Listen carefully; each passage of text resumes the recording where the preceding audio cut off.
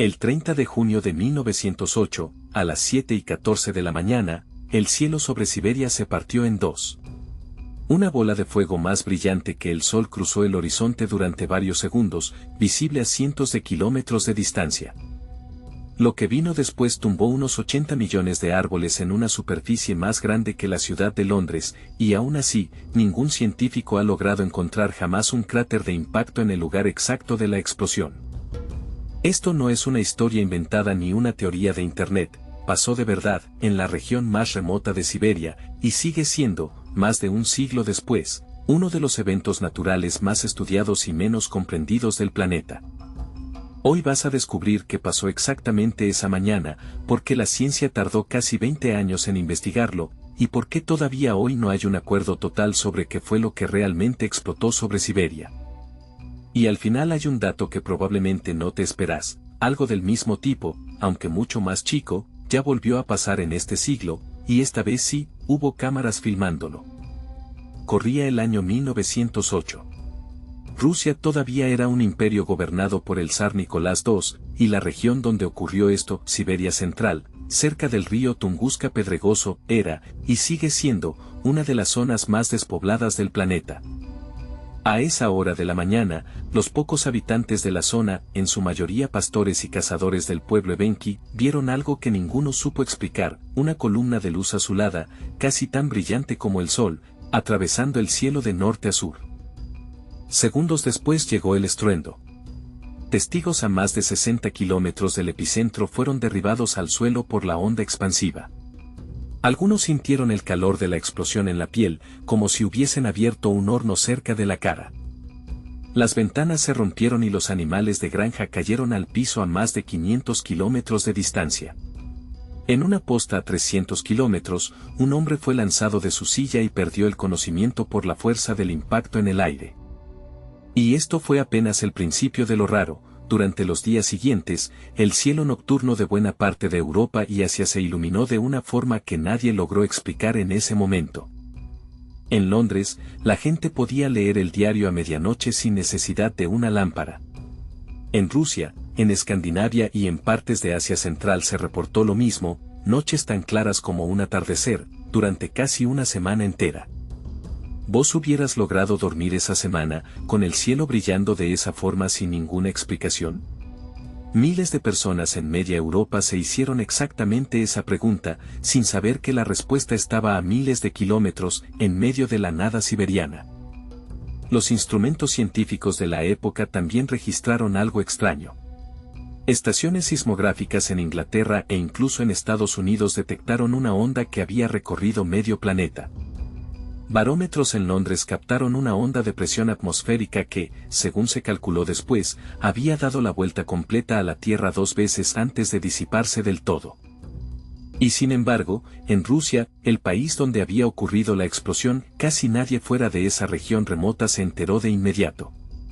El imperio no tenía forma de investigar rápido un lugar tan aislado, y años después llegaría algo todavía peor para cualquier intento de investigación, una revolución. La Primera Guerra Mundial, la Revolución Rusa de 1917 y la Guerra Civil que vino después ocuparon por completo la atención del país durante casi 2 décadas. Nadie tenía tiempo, dinero ni personal para mandar una expedición científica a investigar una explosión en medio de Siberia. Recién en 1921, un mineralogista ruso llamado Leonid Kulek escuchó relatos de la zona y empezó a sospechar que se trataba de la caída de un meteorito gigantesco. Tardó 6 años más en conseguir financiamiento y llegar hasta el lugar exacto. En 1927, casi 19 años después de la explosión, Kulik finalmente llegó a la zona con su equipo. Lo que encontró no fue lo que esperaba. No había ningún cráter. Ni un solo agujero grande en el suelo que explicara semejante destrucción. En cambio, había una superficie de más de 2.000 kilómetros cuadrados cubierta de árboles caídos, todos apuntando hacia afuera desde un mismo punto central, como los pétalos de una flor gigante. Justo en el centro de esa zona, algo todavía más raro, un grupo de árboles seguía en pie, aunque completamente pelados de ramas y corteza, como postes de telégrafo clavados en medio del desastre. Esa forma de abanico les dio a los científicos la primera pista real, fuera lo que fuera, no había chocado contra el suelo. Había explotado en el aire, a varios kilómetros de altura, antes de tocar tierra. Kulik también se topó con algo que sus colegas en Moscú tardaron en entender: los Evenki de la zona no querían acercarse a esa parte del bosque. Para ellos, un dios del fuego llamado Ogdi había bajado a castigar el lugar, y durante años evitaron pisar esa tierra, incluso para cazar. ¿Cómo puede algo tan grande explotar en el aire sin dejar ni un pedazo sólido atrás? Esa pregunta mantuvo ocupados a los científicos durante las siguientes 9 décadas. Las primeras teorías, ya en los años 30, hablaron de un meteorito de hierro que se habría desintegrado por completo con el calor de la caída. Pero las expediciones de Kulik, y las que vinieron después, nunca encontraron fragmentos metálicos significativos en la zona. Y esa no fue la única pista rara de esta historia. Durante décadas, científicos soviéticos y luego rusos volvieron una y otra vez al lugar, encontrando cada vez pequeños detalles que no terminaban de cerrar la explicación. En los años 60, un grupo de investigadores empezó a sugerir que el objeto podría haber sido, en realidad, un cometa, una bola de hielo y polvo, no de roca sólida, que se habría vaporizado casi por completo en la explosión. Esa teoría explicaba muy bien por qué no había fragmentos, el hielo simplemente se evapora. Pero dejaba una pregunta sin responder, una que todavía hoy genera debate entre especialistas: ¿un cometa realmente puede explotar con esa fuerza tan cerca de la superficie? A partir de los años 92.000, con mejores modelos de computadora, la teoría que más fuerza tomó fue otra: un asteroide rocoso, de entre 50 y 190 metros de ancho, que entró a la atmósfera a una velocidad brutal y estalló entre 5 y 10 kilómetros sobre el suelo por la simple presión del aire. La energía liberada se calculó en el equivalente a entre 10 y 30 megatones de TNT. Eso es, como mínimo, unas 600 veces la potencia de la bomba atómica que cayó sobre Hiroshima. En 2007, un grupo de investigadores italianos propuso algo que reabrió toda la discusión: un lago cercano, el lago Checo, tenía una forma extrañamente parecida a un cráter de impacto, y podría haberse formado por un fragmento de la roca original que sí llegó a tocar el suelo. 10 años después, otro estudio con muestras del fondo del lago encontró sedimentos de más de 1000 años de antigüedad, lo que sugería que el lago ya existía mucho antes de 1908. La pista más prometedora de las últimas décadas volvió a quedar en el aire, ni confirmada ni completamente descartada. Por suerte para el mundo, y por pura casualidad geográfica, ese punto exacto de Siberia estaba prácticamente deshabitado. Si la misma roca hubiera llegado apenas 4 horas y media más tarde, la rotación de la Tierra la habría puesto directamente sobre San Petersburgo.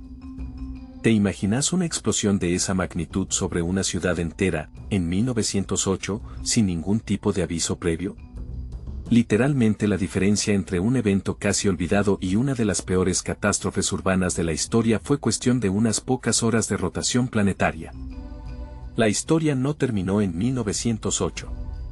El 15 de febrero de 2013, sobre la ciudad rusa de Chelyabinsk, un objeto mucho más pequeño, de apenas unos 20 metros, entró a la atmósfera y explotó en el aire, casi de la misma manera.